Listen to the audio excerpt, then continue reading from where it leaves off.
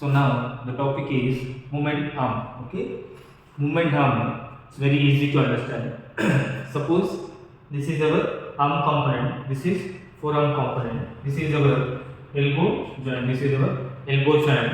So for example, to understand movement arm, for example, here biceps muscle. Here I am drawing biceps muscle FMS. Biceps muscle FMS. This is biceps muscle FMS total muscle force. This is biceps muscle FMS total muscle force.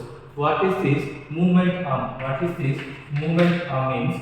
It is the shortest distance between. It is the shortest distance between the action line of the force to the joint axis. Action line of the force to the joint axis. This is the movement arm. Movement arm is nothing but it is the shortest distance between action line of the force and joint axis. This distance is called as movement arm. Now, so what is movement arm means? It is the perpendicular distance. It is the perpendicular distance between the action line of the force and joint axis. Now, what is the use of this force? What is the use of this force means? It is going to create this side rotation. It is going to create this side rotation movement. So nothing but it is going to create the torque. It is going to create the torque inside on the lever. It is going to create the torque on the lever. So that torque equals to this force. Torque equals this force into this movement arm. We can express torque like this. Torque equals to force into movement arm. Force into movement arm. Suppose movement arm is perpendicular distance. Okay. Now here we have to understand one more point. Lever arm. Lever arm. What is this lever arm means? Lever arm is the distance between. Lever arm is the distance between point of application. Lever arm is the distance between point of application to the joint axis. Point of application to the joint axis. See, point of application to the joint axis. Don't get confused here. Now you will understand one more diagram. This is 90-degree position of the elbow joint. This diagram 90-degree position of the elbow joint. Now we will see. Suppose 70-degree flexion. Suppose 70 degree. So this is our arm component. This is our elbow joint. Now here I am drawing. Suppose this is 70-degree elbow flexion. This is 70-degree elbow flexion. So here we will be having again. FMS of biceps muscle. FMS of the biceps muscle. So this is the action line. This is the action line. Now movement arm. Movement arm is the shortest distance between muscle force. Shortest distance between muscle force to the joint axis. Muscle force to the joint axis. This is movement arm. This is movement arm. It is the distance between action line to the muscle force or action line to the joint axis. Between this is the distance. Now lever arm. Lever arm is the distance between point of application of the force. Point of application of the force to the joint axis. Point of application of force to the joint axis. This is lever arm. This is lever arm. This is movement arm. Understand the point? So these 2 points we have to understand. Now this is the movement example. Movement arm of the muscle. Movement arm of muscle. Which muscle? Biceps. Biceps muscle. Biceps bracket muscle.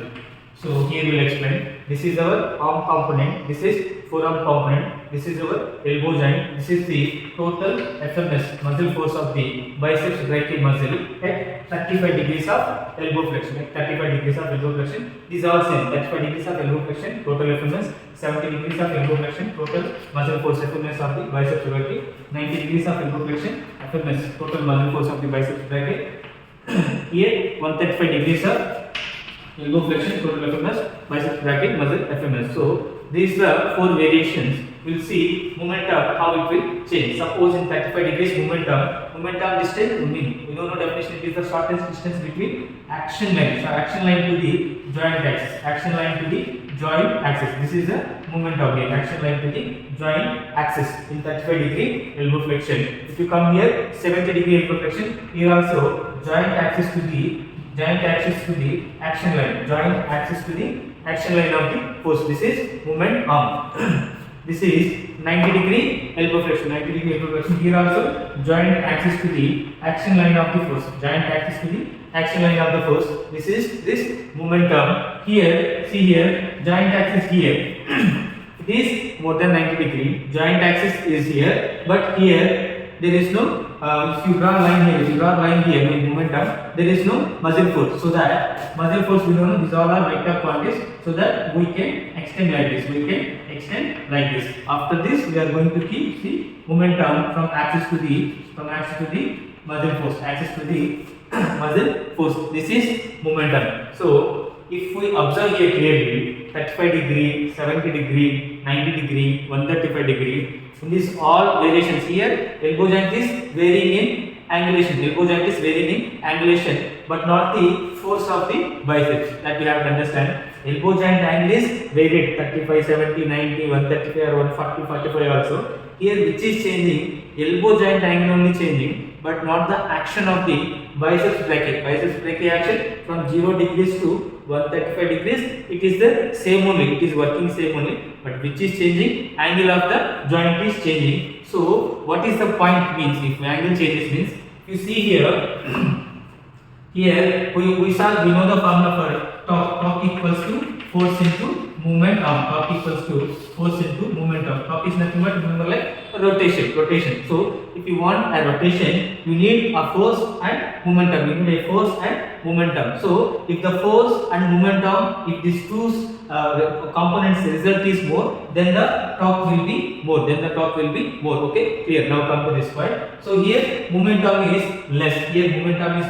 Compared to this 90 degree. Here also momentum is less compared to this 90 degree position. Here also momentum is less compared to this 90 degree position. Meaning, what is the point here I am saying? So, in momentum concept, if the joint is aligned at 90 degree, if the joint is at the 90 degree angle, the momentum will be more. Again I am saying, if the joint at the 90 degree position, only joint at the 90 degree position, then the movement arm will be more in that angle, apart from 70, 30 or 135 whatever, only 90 degree angle the momentum will be more. What if the momentum is more? So here momentum is more, so that's why force, total effectiveness force into momentum is here, result will become more compared to this 30 degree. If you take this 30 degree, here momentum is less. If you keep this 30 degree ka momentum, less torque force will come. If you keep 90 degrees ka momentum here, more torque force will come. So that here, if the moment arm is more, it is going to create the rotatory movement easily. Okay, this is momentum of the muscle force. Here we discussed this is 135 degree elbow flexion. Here there is no 90 degree and here there is no force vector also. So that's why we extended the force vector. Then here we are showing the moment arm. So this is about momentum. Here one more key point we have to see, lever arm. We'll see lever arm. This is momentum. Clear. Now we'll see lever arm in the same diagrams. Lever arm is the distance between point of application to the joint axis. This is this lever arm. Here also point of application to the joint axis. This is lever arm. See here point of application to the joint axis. This is here lever arm. Here point of application to the joint axis. This is here lever arm. Observe one point at 90 degree. At 90 degree angle, the movement arm and lever arm will be equal to each other. Here 90 degree, lever arm is equal to movement arm. Okay, lever arm is equal to movement arm. Okay, this point just we have to remember. So if the movement arm is more, the rotation will be more. That means torque will be more. If the movement arm is less, torque will be less. Where the movement arm will be more means if the joint angle is at 90 degree. If the joint angle is at 90 degree, there the momentum will be more. If it is less than 90 degree, momentum will be less. If it is more than 90 degree also, momentum will be less. Okay, this is the point about momentum of the muscle.